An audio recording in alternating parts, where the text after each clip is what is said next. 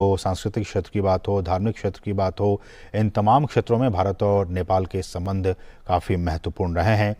भारत और नेपाल की एक खुली सीमा है जो दोनों देशों के जो संबंध हैं उसकी विशिष्टता को, उसकी घनिष्ठता को दिखाने और समझाने के लिए काफ़ी महत्वपूर्ण है। ये बोधि वृक्ष, जैसा कि हमारे सहयोगी अश्विनी बता भी रहे थे कि ये वो बोधि वृक्ष है जिसे कि भारत ने ही गिफ्ट के तौर पर नेपाल को दिया था। आज भारत और नेपाल के जो संबंध हैं उससे और भी ऊर्जा ये पाकर ये वृक्ष और भी पुष्पित और पल्लवित हो रहा है। बोधि वृक्ष में इस वक्त प्रधानमंत्री नरेंद्र मोदी उसे सींच रहे हैं।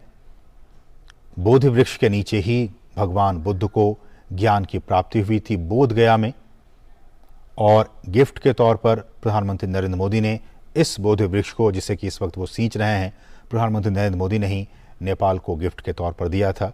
और ये वृक्ष भी काफ़ी बड़ा हो चुका है।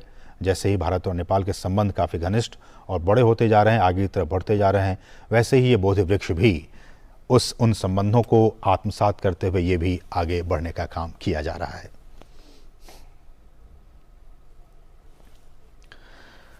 सामाजिक क्षेत्र की बात हम कह रहे थे, जैसा कि हमने कहा कि भारत और नेपाल की खुली सीमा है और दोनों देशों के संबंधों की एक विशिष्टता है कि किस तरह से एक देश के लोग दूसरे देशों में, खासकर नेपाल में जा सकते हैं, नेपाल के लोग हिंदुस्तान में आ सकते हैं। आवागमन में काफ़ी सुगमता रहती है, लोग यहाँ पे आते जाते हैं, पारिवारिक संबंध हैं, शादी विवाह के संबंध यहाँ पे रहते हैं, और ये एक तरह से काफ़ी महत्वपूर्ण इस लिहाज से भी।